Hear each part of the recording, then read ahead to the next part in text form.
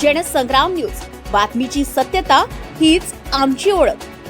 शासकीय कार्यालयाच्या मुख्य प्रवेशद्वारावरच अतिक्रमणाचा विळखा. आष्टी शहरातील शासकीय कार्यालयाच्या मुख्य प्रवेशद्वारावरच अतिक्रमणाचा विळखा पडल्याचा प्रकार समोर आलाय. लघुसिंचन अर्थात पाटबंधारे व जलसंपदा विभागाच्या कार्यालयासह पशुवैद्यकीय दवाखान्याच्या प्रवेशद्वारासमोर टिनाचे शेड उभारून ठेले सुरू करण्यात आले.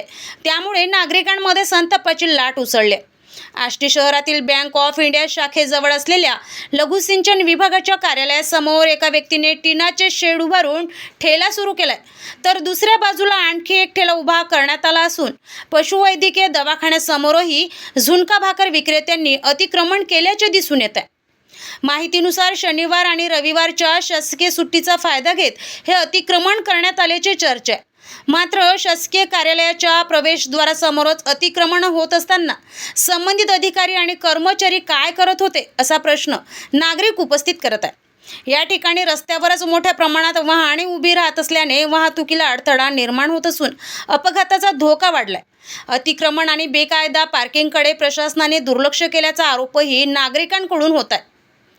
आष्टी शहरातील अनेक शासकीय कार्यालयांच्या परिसरात अतिक्रमण वाढत असतानाही नगरपंचायत, पोलीस प्रशासन, राष्ट्रीय महामार्ग प्राधिकरण आणि संबंधित विभागांकडून प्रभावी कारवाई होत नसल्याने नागरिकांमध्ये तीव्र नाराजगी होत आहे. माझ्या कार्यालयासमोर झालेले अतिक्रमण आमच्या विभागाच्या जागेत येत नाही. संबंधित व्यक्तीला तोंडी सूचना दिल्या. टिनाचे शेड प्रवेशद्वाराजवळ असले तरी ती जागा राष्ट्रीय महामार्ग प्राधिकरणाच्या ताब्यात आहे. त्यामुळे या प्रकरणाशी आमच्या कार्यालयाचा थेट संबंध नाही. संबंधित व्यक्तीला कोणतीही लेखी नोटीस देण्यात आलेली नाही, अशी लघुसिंचन विभागाचे शाखा अभियंता प्रशांत कुबडे यांनी आपली भूमिका स्पष्ट केली.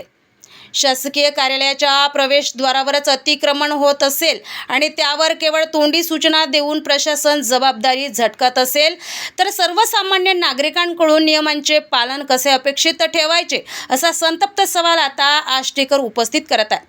संबंधित अतिक्रमण तातडीने हटवून दोषींवर नियमानुसार कारवाई करण्याची मागणी जोर धरत आहे. नरेश भार्गव, जनसंग्राम न्यूज, आष्टी.